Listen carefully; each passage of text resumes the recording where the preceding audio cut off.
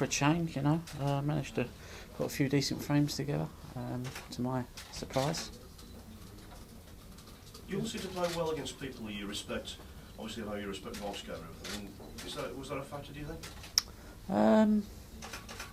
I don't really know, to be honest with you. I just knew that I needed to find some sort of form, so I think I was just out of sheer panic and desperation.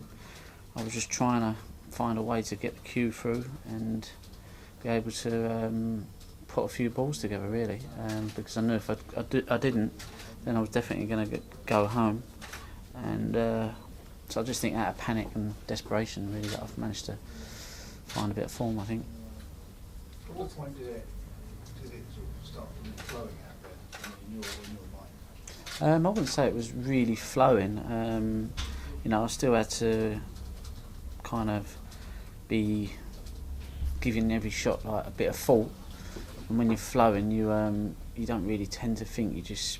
Everything just kind of happens. So, you know, I was just playing in a big match and needed to deal with a big match situation. So I just had to kind of, I think it just clicked into a bit of a gear and just tried to stay concentrated all the time. You're even nailing some of those long ones today, Ronnie. Yeah, for a change, yeah. I don't know, you know, you know me over the years, you know, amount of times I've played a couple of good matches here or seemed to be playing well, and then, you know, like against Dot in the semis, then I just couldn't make 20. And then against Ebden, and, you know, another time when my game just deteriorated. So, you know, I'm not getting too upbeat about it. It was nice to get through that game and nice to come through a tough match against a good quality player. But, you know, I've played too many up and down games over the years to even think about getting excited anymore. But that said, you have won it 3 times before, so yeah. Having played the way you've played against a top draw player, that must give you some confidence that you can do it again. Well, you know, I didn't play well in really many of them world titles that I won. I played, you know, a couple of finals. I was just relieved to get over the line, to be honest with you. That's how struggling I was in my game. You know, during spells in that World Championship and World Titles, I felt like, you know, everything was going along nicely. But yeah, in a couple of them World Finals, I was just couldn't wait for it to be over. Really, I was feeling that much pressure out there and not able to perform and make the breaks that you want to.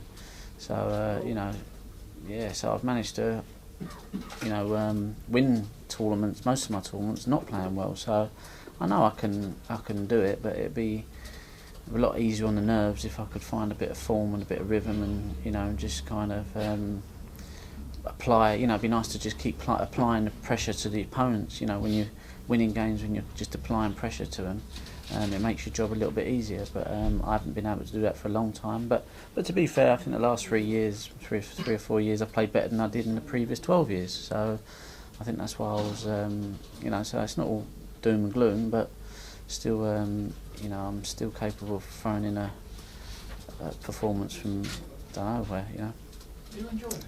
Enjoying this tournament? Am I enjoying this tournament? I'm trying to. I'm trying to enjoy it, you know.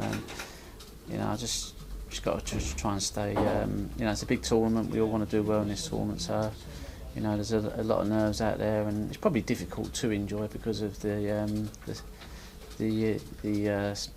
importance of it, I suppose. I was saying, Ronnie, that he thought the only person that could beat you this year was yourself. Do you think that's a fair assessment? I think I answered that question in, you know, there's no point in me getting carried away, because obviously over the years I threw 2 or 3 world titles away just through, you know, I know why, but I can't cure it. So, you know, I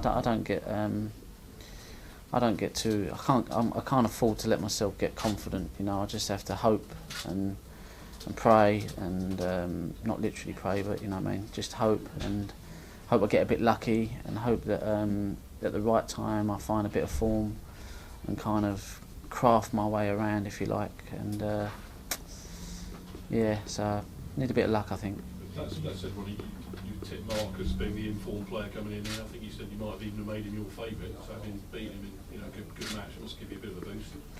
I never underestimate my own ability. That when I play alright, that I fancy my chances against whoever, even when they bring their A game. I'm still confident that my A game can. A lot of people say it's how good your bad game is, but I always like to say it's how good your good game is, because I'd like to play with my good game against everyone's good game, and that's when I want to be the best player.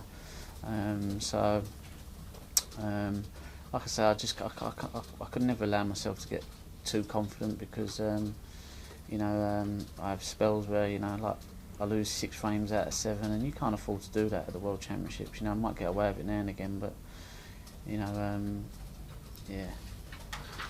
Ronnie, you've been very complimentary over the years, consistently, about Steve Davis. What do you think of his performance to get to the quarterfinals here? Yeah, I think it's an amazing achievement. But it never surprises me, because he's still got such good technique, and his cue action is so economical, and that's probably why he was so consistent, and that's probably why he's gone on so long. That's probably the difference between him and Jimmy White. Jimmy's probably faded away because of maybe technique issues. Where Davis is so solid that with his shot and his snooker brain, that he's capable of still putting in great performances. I was surprised, obviously, because John was I still think he's the best player in the world, and John obviously was a bit below par, but Steve was still done an amazing job to beat John. So yeah, he's a top man, and well done to him. Regarding something like Mark Selby in the second round, is he a player you enjoyed playing against? You obviously had a bit of a classic Masters final this year. I don't know, mate. Like I said in my previous question, if I can feel comfortable out there, and feel like that I can see the shot, then I'm not bothered who I play, to be honest with you. But there's times like when I can't even. There's times even in practice where I just can't even practice. I'm that bad. I'd love to have Stephen Hendry's problem, where he says he's playing well in practice but can't seem to bring it to the match table. I'm just diabolical in practice. I just cannot put a ball, and I come to a match, and then out of sheer desperation and just don't want to make myself look silly, that I try and find something. So it's just hard work sometimes, So I'm just happy to have found a little bit of a game just there for a bit, but like I said, I'm not going to get carried away. If it is Mark, it looks like it might be. If it is Mark, I think you said at the Masters that you didn't think either of you had the game to possibly win here. Obviously it's a very tough marathon tournament. Do you still think that? Because obviously one of you could be in the semis. Listen, anything's possible, but sometimes, you make a judgment sometimes, don't you? And I'm surprised I've won 3 world titles, to be honest with my type of game. You can't afford to have quiet spells, and I've done it in that match against Mark. I've done it in the match against Wambo. I think I lost 5 or 6 frames on the trot, and you just can't afford to do it, And I'm able to kind of get away with it sometimes if I'm able to find a bit of form for long enough to kind of substitute the bad spell. But against a top quality opponent, say like a Higgins or Williams or a Ding, or someone who's really relentlessly consistent, then I'm really going to struggle, or any of the players that are in the quarters or the semis, for that fact. So it was never meant to be as a criticism, because I think Mark's a great player. He's got a great touch. He scores very well, but you just can't afford to have them real waiting for something to click. If you're always waiting for your form to come back, sometimes.